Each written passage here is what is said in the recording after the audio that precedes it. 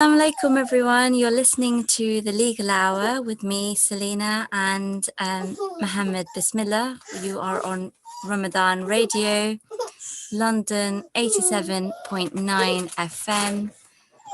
You can also catch us online at ramadanradio.org. And please do send us your... We seem to have, our show seems to be ambushed by a junior presenter. So do send us your text. This is a legal hour. The number is 077-614-60614.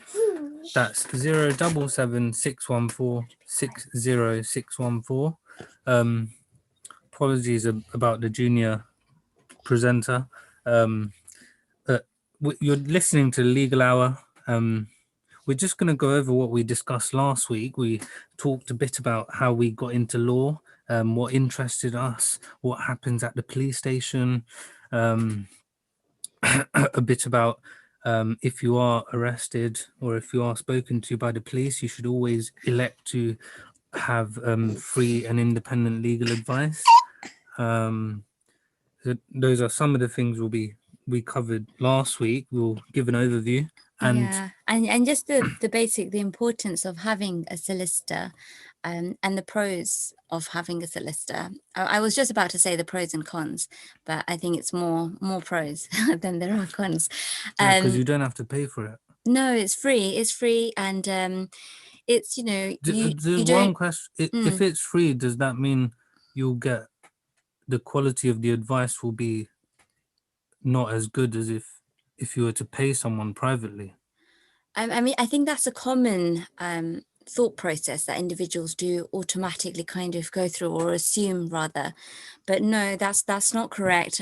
Even if, I mean, it is free at the police station, you'll get the same standard of advice, because as solicitors we're bound by our professional codes. We need to provide a competent service to our clients. We need to make sure that we are always upholding their interest. So those are very specific rules that solicitors are bound by, especially with criminal defense work, and that we have to take into account, and we'll make sure that we uphold. So that comes part and play of when we are advising, whether that's in a free package or whether that's, you know, someone paid privately. But mostly at the police stations, it is free, independent legal advice that you receive. And given that we're broadcasting live on Radio Ramadan, it's an assumption that the vast majority of listeners will be Asian, from an Asian background. Would you say that there is a degree of skepticism or resistance or even a stigma attached to obtaining legal advice, especially on criminal matters? That there's this initial fear, I don't want anyone to know that this is something I've been accused of? It's interesting that you raised that, because we've actually held quite a lot of events at community fairs in different sort of Asian areas, In where mosques, so, yeah. no, not just at the mosque, but also, like, you know, when they do the kind of community events and fairs, and we've had like our own stall, and it was quite good in having that experience and exposure to the members of the community, because that way we got talking to a lot of people, and it was quite surprising, well, in terms of the number of people that came to us and sharing their stories as to how common it is for them to know someone who has been arrested, and whether that's within their own family or within their friends group or where they live, to know those people quite well who have got into trouble with the police, with the law, and how they try and, like you said, kind of sweep it under the rug. And they don't want to give it as much notice. But the problem is, it is an issue that needs to be addressed. There's an awareness that needs to be raised. And when people find themselves in that situation, because they try and often deny the problem until it becomes such a big issue that they can't no longer ignore. So do you think it's the fear of, you know, details going out that prevents them from obtaining advice from the solicitor? Possibly. I think maybe sometimes it's the whole thing that they try and put a blind eye to it. That even some families, they know that their sons or their, individuals are dealing with drugs or doing things that they shouldn't be doing. I think sometimes they just feel that the problem would just kind of disappear. So, if a client comes to you, are you going to be calling the national newspapers the next day saying such, or local newspapers, such and such has been arrested?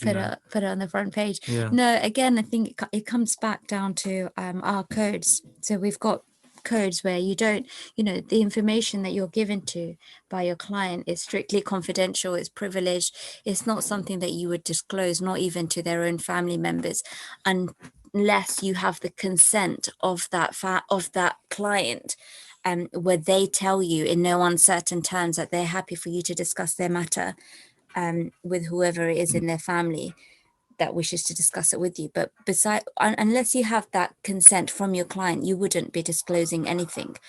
For example, we often have What would be times. the implications for you if you were to disclose it? Not, or for, I know what the implications would be for me. I mean, With various regulations in place, there's a hefty fine, and you'll be breaching the codes that you're bound by, which is confidentiality. yeah, and confidentiality isn't just something that's on the sideline. It's one of the most important integral parts of your codes. Client confidentiality, client interest, and by that, client interest, which we mean is upholding your client's best interests at all times, acting with competence and professionalism. Client confidentiality goes to the heart of it, especially when you're dealing with criminal offences. That is one of the key factors. And the thing is, you not only would you jeopardize your own professional standing, it's like you bring the whole profession to disrepute, and there's a lot of sanctions in that, Financial, and you'll probably get struck financial, off. and yeah, and you get struck off. So it's not something worth doing. I mean, you've studied and worked so hard to get to the stages you are, I mean, being a even without, solicitor. just from a moral perspective and philosophical, even without the regulations, I don't think anyone who has a decent moral compass would disclose information given, by an individual that comes to you for advice. Even what if those codes didn't exist? I think anyone with a decent moral compass wouldn't disclose the advice. If someone's come to you for advice, Yeah. So it's twofold. I mean, you've got your whole individual moral compass, but then of course you've got your umbrella professional duties and obligations. So, for example, you do get some individuals who might not have a very strong moral compass. Everyone differs, but we're all bound by the same codes, and that's a direct breach of your code. just with so with the lockdown that's been in play on and off for the last year, we've noticed that there has been a spike in domestic violence, and loads of individuals are getting arrested. I had one such individual contact me yesterday. I'm dealing with his case, and he said to me, "Oh, don't worry, we're just going to sort it out amongst the families. Even though the police are involved, even though he's subject to bail conditions, he just said, oh, don't worry, the families are going to meet, and we'll sort it out." What was I think when it gets to a stage where police are involved, it's no longer an option where you just sort it out amongst your families. I mean, it's going through the channels, and it's going, you'll have a date in court at that point, because in a lot of domestic violent cases, you do get complainants sometimes, individuals who then wish to withdraw their statements and don't wish to pursue with the so? Just prosecution. just with if if the individual is subject to bail conditions, not to contact the person making the allegation, could they be jeopardizing their position Yeah. further by trying to, in inverted commas, sort things out between the families. Of course, because the bail conditions of not to contact, usually it's not to contact directly or indirectly. So not only are you allowed to just to pick up the phone or go see them, you can't even try and pass a message through via other family members. So that completely goes out of the question. You can't no longer just sort things out amongst yourselves, and you need to go through the proper channels, because if you try and do that, you're placing yourself in breach of those bail conditions, and then it's more likelihood that you might be arrested again, and then you face a further charge of breaching your conditions. So it's best to have a solicitor who you can speak to, and if those conditions need changing, for example, need amended, then your solicitor can try and speak to the police officers and put forward put forward representations to that effect.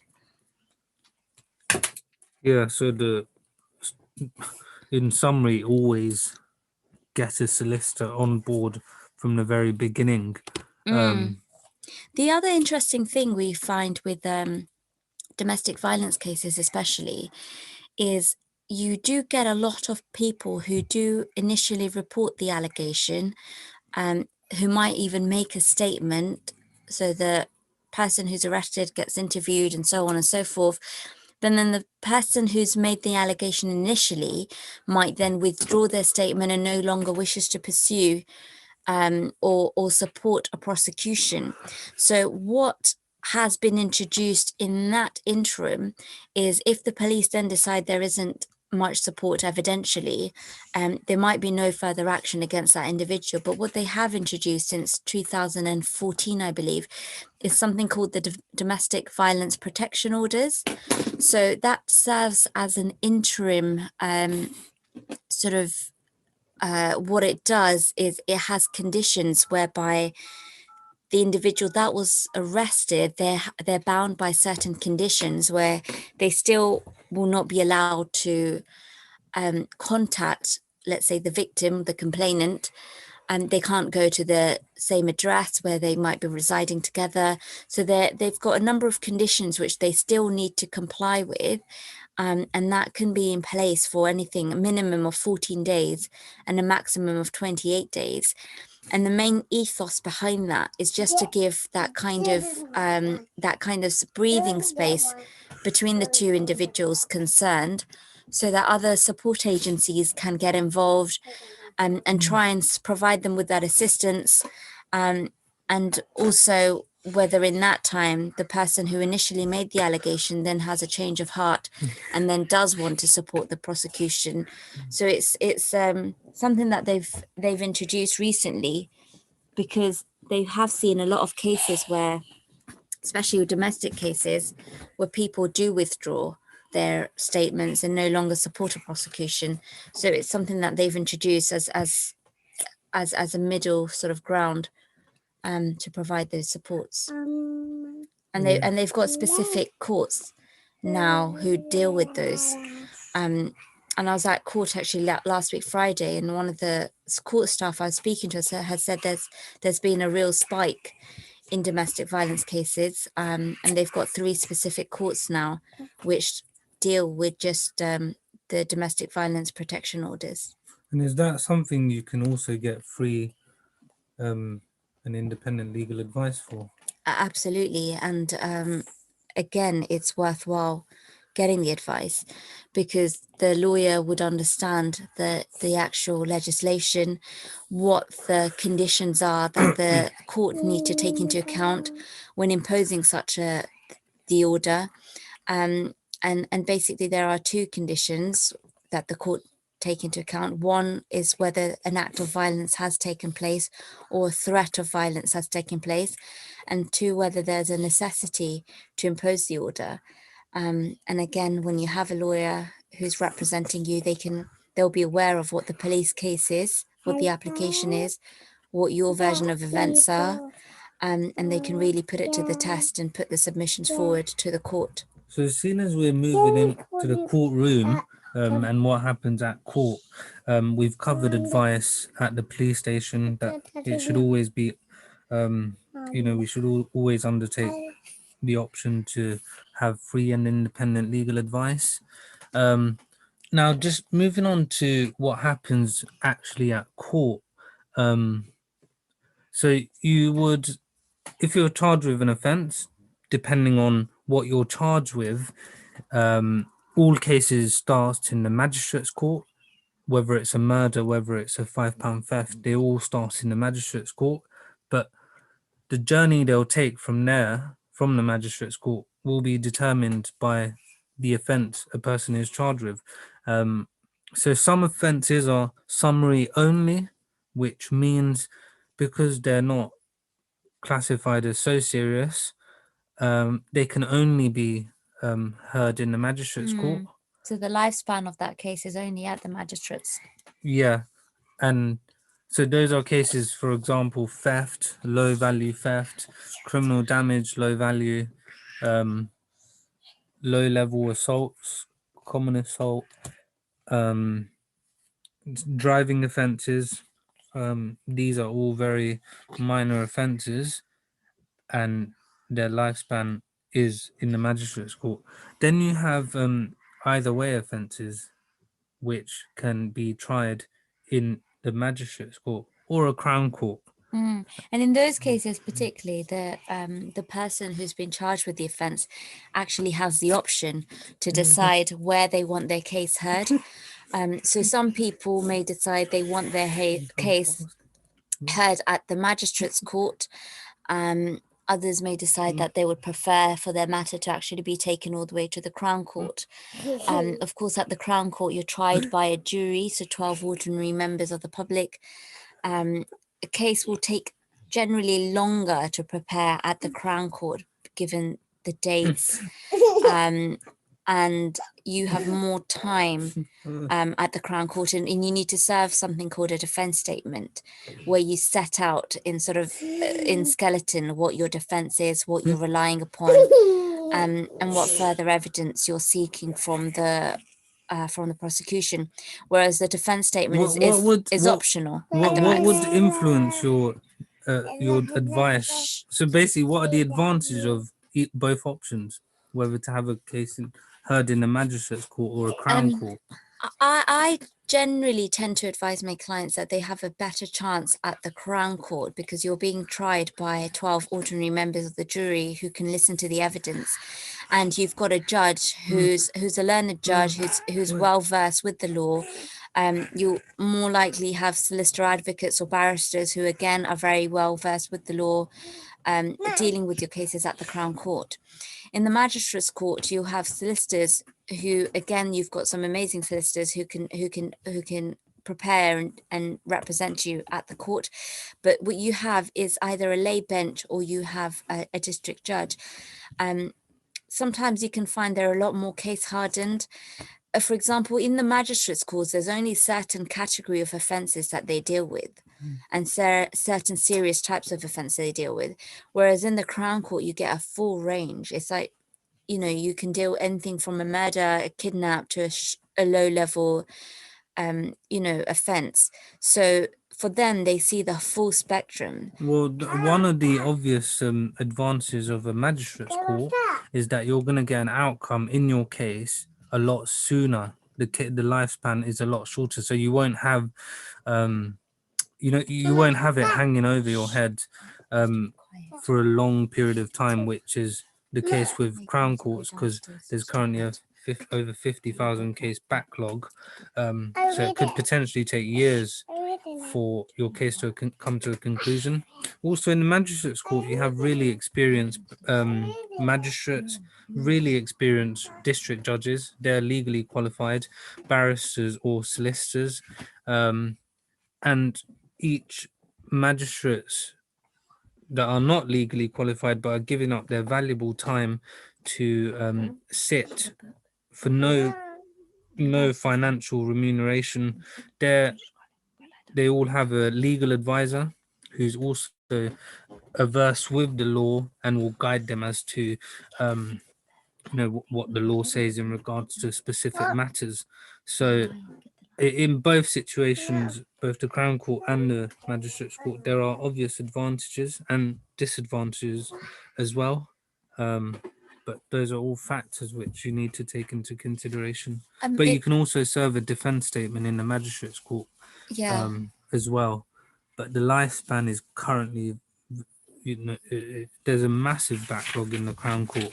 And if a case was to be, just because of current situation and with COVID and the limited courts operating due to social distancing, it can potentially take years for your case to come to a conclusion. And the question you need to ask is, do you really want it hanging over you I at think that it time? depends on the individual as well, their circumstances, what they're trying to achieve, the actual nature of the case, the nature of the evidence, and you just take, it's not just a one approach. You take everything into consideration. Another advantage of a Crown Court is there's a clear division as to who decides on what.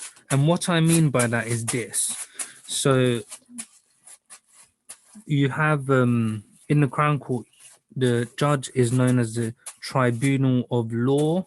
So he decides on the law. He or she will decide on the law, decide on certain evidential rules, such as, if a client has previous convictions, should those previous convictions be allowed in the current trial? That would be a matter that will be determined by a judge in the absence of a jury. The jury hear the evidence, and they decide on the facts, and the judge has no part to play in deciding whether the person is guilty or not. He's sort of like the umpire.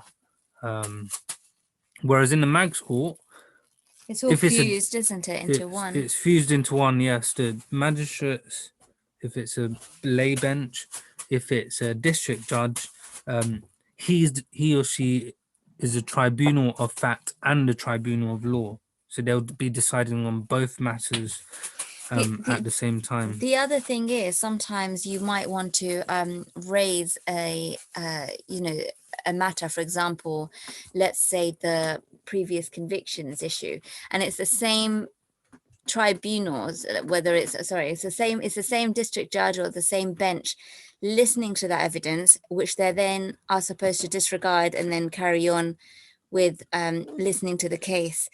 And of course we would you given their experience, especially if it's a district judge, you'd think that they would disregard it and carry on. But obviously we're all humans. But there's nothing to suggest that they wouldn't disregard it. But at the same time, you can't unhear what you've just heard. That's the long. But yeah, they're very experienced. They know how to do their job, and they will attach due weight to whatever they need to, and put at the back of their mind whatever's not relevant. And that's a skill in itself, isn't it? Being able, and obviously that's why they're able to hold those positions. And yes, that after their years of experience, even to become a district judge, there's a whole process.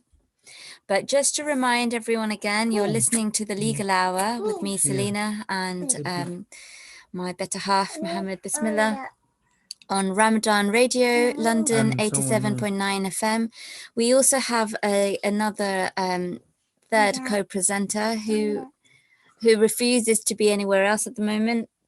So you can hear her in the background. We've been trying to keep her quiet, but she's clearly the boss right now. You can also catch us on ramadanradio.org, and do send us your messages with any questions or any queries that you have on 077 614 60614. Yep, so that's 077 614 60614. Please. Sorry, I'm just trying to take care of this little crow presenter who wants to participate in today's show. They grow up so quickly nowadays. They do. Yeah, so just trying to keep her occupied. Is there anything like you would like to say? Oh, she's shaking her head. So yeah, that's the magistrates court and the crown court, how things work generally. But if you've had like an experience, feel free to call in anonymously if you don't want your just to discuss your experiences at the magistrates court, because everyone can have varying experiences once when they attend. I mean, one question I often get is, oh, on the letter it said that my case is going to be at 9:30. It's 10:30, 11 o'clock, and still nothing's happened. Why am I giving this sort Well, of they time? give everyone the start time of 9:30. Well, basically what they want to do is make sure everyone's in the courthouse by that time so that they are physically in attendance. And what the list caller does, you have somebody called a list caller at court who would have a list of all the cases that are supposed to be in court that day in particular courtroom. And they literally just tick them off when they're in attendance, so they know they're in the building. And once you've met with your solicitor, if you're being represented, you've got your case papers, you've discussed everything, then you let the list caller know that you're ready to be called on.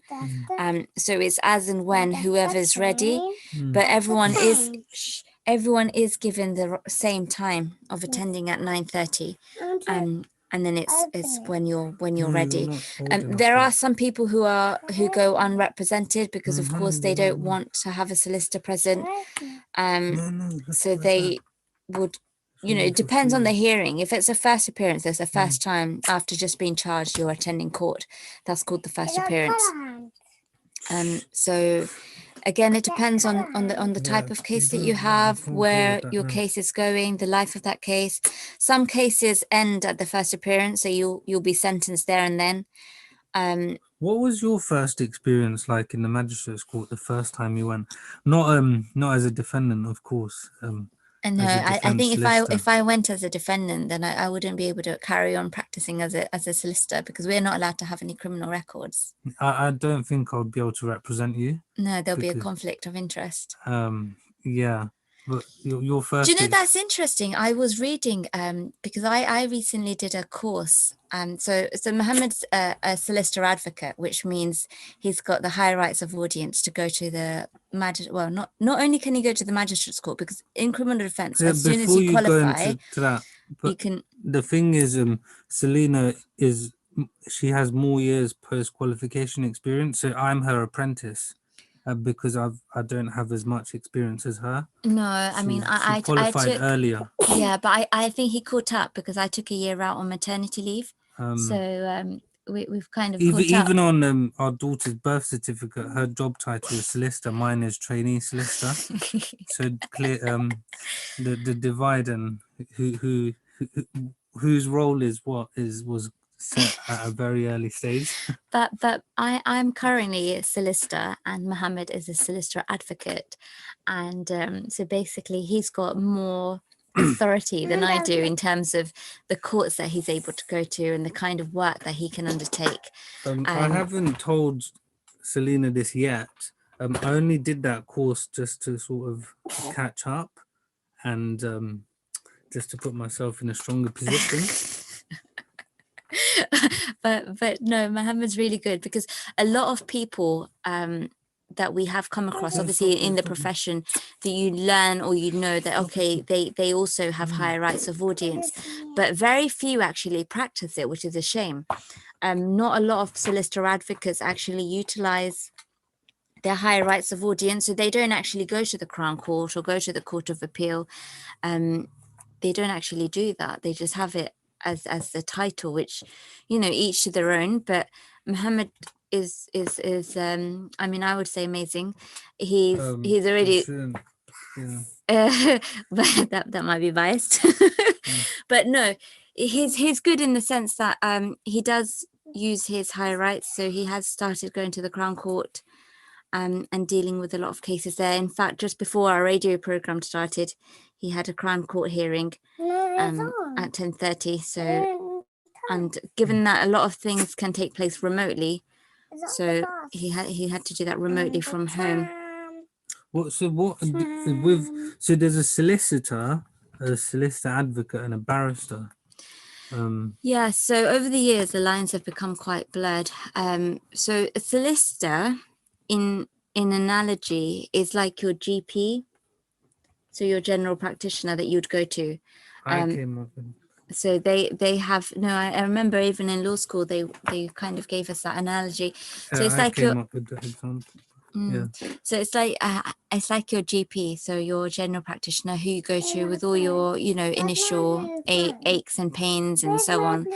Your consultant that you're referred to in when you go to the doctors is like the more specialist. So that you have your barrister who's usually more of a specialist, and then you've got your solicitor advocate who kind of. Well, I always say the barrister is the surgeon who has all the paperwork from the GP, has all the documents they need, and then they execute. Carries out the operation.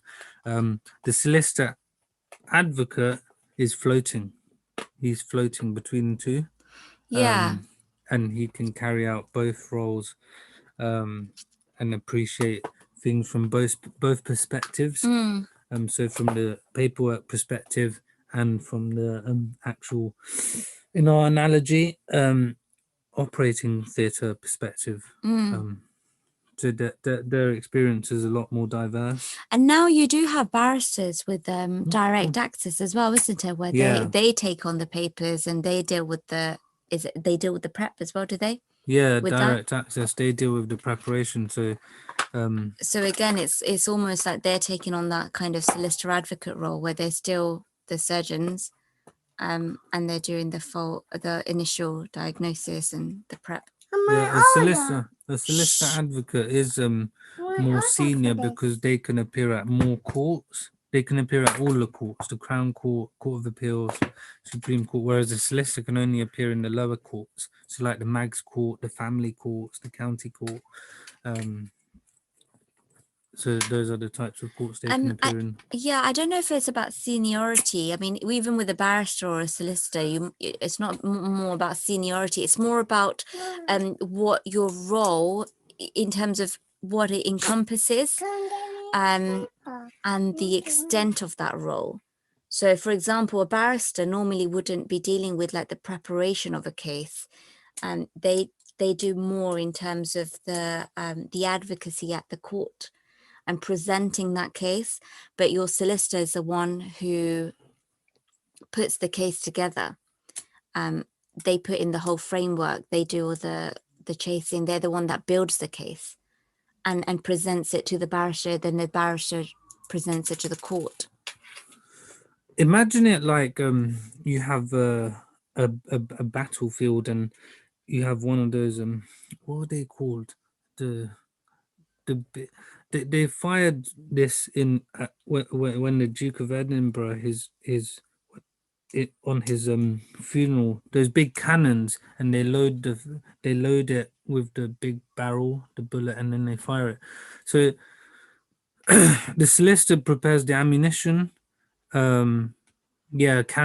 He prepares the ammunition and loads it, and the barrister then fires it at court. So he's equipped, and your shot is as good as your ammunition. Yeah, so this is just an analogy. Yeah. Just to kind it's an analogy I was given when I was being taught a course, that both parties have a part to play, and no party's role is less than the other. They're equal. Yeah, they're very integral. You can have. I mean, the barrister can, if he or she doesn't have any paperwork or ammunition to deploy in a court hearing, which is his advocacy is going to be compromised. Another analogy, I've just thought of this analogy. When you're building. Stop doing analogies. No, but I like this analogy. I think I need to raise my one. This one, for example, if someone's building a house and it's the initial people that are laying the bricks and the foundation, how you lay them, how precisely you do it, and then the person is made out of straw. No, we're talking about bricks here. And then the person who then comes to do all the plastering, the final touches, and makes it what it is. We've just had a question. So solicitor does all the donkey work, and then the barrister takes all the credit. No. I mean, no. I mean, the barrister gets the limelight because they're obviously in court. And if the case is particularly one where it's got a lot of media attention, then of course you've got the barrister coming out the courtrooms, but then you will have your solicitor there too. Well, no, even it's not the barrister just gets the limelight. I disagree with that. Even in this post office workers case, the judgments that are published online, they have the solicitors that were representing the defendants. They have their names in the judgment which is published. In addition to the names of the barristers. But even at court, even in like newspaper articles, they say such and such was being defended by, whoever it was. But yeah, in every court of appeal judgment or higher court judgment, you do have the solicitor's firm and quite possibly the name of the solicitor. I think you definitely build a reputation because some barristers, they'll know who a good solicitor is and they would be keen to work with them. And likewise, some solicitors would know who a good barrister is and they'd be keen to work with them. And then you've got the opposite as well, where some barristers don't really like taking work from particular solicitors or vice versa, because you can have an amazing case prepped. And then if you don't have such a good barrister that you've taken on, they don't kind of do credit to the work, or vice versa. Like you can have a really good barrister who's so good on their feet and able to kind of present the case, but then if the case itself that they're being given hasn't been well prepared, and there's a lot that's lacking, then again it's like you were saying with your previous, you need to have it all rounded. You need to they both work hand in hand. Yeah, and as far as barristers taking, it's like a marriage, isn't it? When barristers taking all the credit, that's not correct. It is a very difficult job. I retract that. Thinking on your feet, presenting your case, constantly being in court. It's not an easy task. They make it look very easy. If you can go into a courtroom, see how it's done, but there's a lot of thought, but you're constantly listening to what's being said by your opposing barrister, the one on the other side, constantly listening to the evidence that's been given, how that's going to feed into your case. So it's not an easy. It looks easier than it actually is. No, it's a very skillful. You need to have, it's a very skillful approach. It's almost like juggling plates. Like I was at court yesterday all day on my feet, dealing with 7 cases. It's not easy. I had all the paperwork, just transitioning from one thing to another. It's a skill within itself. Oh, don't do that, please. But yeah, equality. That's correct. And it's true, because you can have all the material there in front of you, but it's again how you pitch that, how you deliver that, to make it really effective. So it's a real skill. Even in trials, for example, when you're cross-examining a witness, asking the right questions, in the right style, with the most impact, putting your case forward, there's a lot of considerations. So yeah, it's not easy, but a lot of people make it look easy. In the last couple of minutes we've got left, what would your advice be to anyone seeking a career in criminal defense? Try and get experience with different firms. Really kind of, it's if you want to make money, that's not the place. Criminal defense is not the place to go to if you're looking for making loads of money. It's not. But the newspapers said that they make so much money, like 6 figures. Is that not true? That's like that's everything. No, I think no. That's more. You're looking at more corporate commercial firms where you do that. I mean, I went to a few opening days for a few corporate commercial firms. They've got their fancy buildings, and you actually have pods in the actual firms where you can go to sleep. So your whole lifestyle, pretty much, you spend considerable time there. You get an amazing salary, but you're working for every penny. We're speaking to the listeners. Whereas in the criminal, again, you are working really long hours, but the pay isn't glamorous. You don't have a glamorous office. You don't have a glamorous, it's you're doing it for the individual. You're doing it for the client. You're doing it for upholding justice, as cliche as it sounds. You do it because you love the job, not for the money. It's because you love your job. You want to uphold the rule of law, protect your client's interests. I mean, unfortunately, I think we do find a lot of people actually leaving the criminal defense field. Because, when you have considerations, you've got a family, you want to be able to be in a position to buy your own property. And when you've got children, whether it's putting them into private education, things like that become real factors that one takes into account.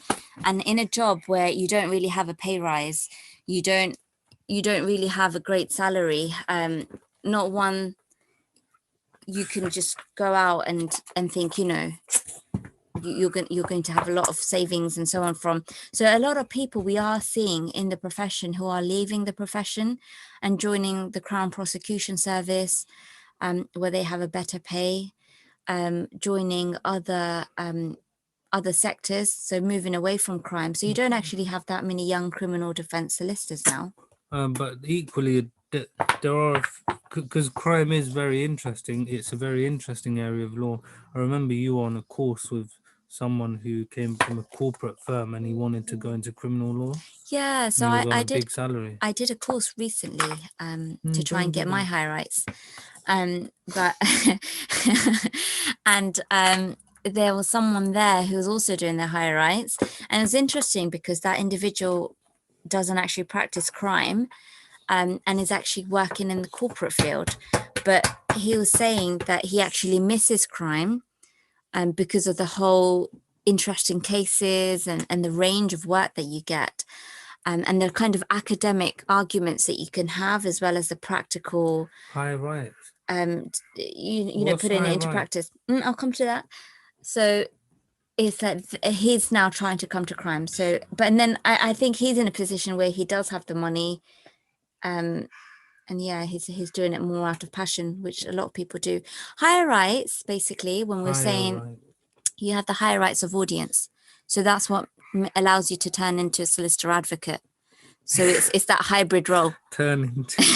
Yeah, I said turn. It's that hybrid role. So you're not really a solicitor, you're not a barrister, you're in between, you're dabbling, you're a solicitor advocate. You've got the powers of both. You spin around in a room and you turn into. You have your special cape. You do, because as a solicitor, when you go into the magistrates court, you don't have to wear the robes and the wigs. But when you become a solicitor advocate, you have your own special robe and wig that you can wear. And as a barrister, they have a different robe and wig, no, which they wear. The same wig, just a different robe. They have a different robe, so you can still differentiate between the two. So higher rights of audience is so you can go into the Crown Court and you could go to the Court of Appeal, but you're not a barrister, but you're a solicitor advocate. You could do the job of a barrister and a solicitor. So yeah, in order to do that, you have to undertake a course. It's called the Higher Rights Audience. Is that? Higher Rights of Audience. Higher Rights of Audience course. And it's quite an intense course. I did the intense approach where 3 weeks. I did the course, I did the exams, or you can have it spread out, but I opted for the intense version, and inshallah that goes well, and then we can both be high rights solicitors with high rights, and then inshallah du'as are requested. Yes, du'as are requested. I think that's drawing our show to a conclusion. So that was the legal hour. We hope that it was beneficial. And we do want more calls. Well, we want a call, not even more calls. No, if you don't want to, if you're a bit shy, and obviously people might be a bit thirsty, they haven't, with fasting, text messages. I think the text messages are fine. Now. There's no excuses. I mean, I've been doing this show for 2 years now. Someone has to be my first caller this year. Let's make it happen. First Yeah. call to discuss anything about law. If you're interested in going into law, demystifying some of the myths. We had one question last week. Our solicitors boring. No, they're not. Yeah, whatever the question, if it's something you feel, oh, you must be on a big salary, you represent people that you know that are guilty. Those types of questions, feel free to ask them, because there are a lot of common misconceptions about lawyers which are not correct. But if you have a question, ask. We just try and address all the stuff that we've heard or that's been said to us and provide our responses. But if you have specific questions, then please feel free to call in, message in, and yeah, we'll be back. We'll be live. back next week again, same time, Wednesday, 11 a.m. ish. So thank you for listening. Jazakallah khair. Hope you all have an amazing day and keep us in your du'as. Amazing iftari, and make lots of dua. Let's utilize this time of Ramadan. We don't have much left. It's gone by so quickly. So assalamu alaikum everyone. You've been listening to the Legal Hour with me, Selina, and Mohammed. Bismillah. Did you say salam? Assalamu alaikum. I'll see everyone next week, and hopefully we'll get our first call next week or a message. More correct. We'll hear everyone. And You'll hear us. Jazakallah khair for to our junior presenter who's managed to keep very quiet throughout the show. Assalamu alaikum. Assalamu alaikum everyone.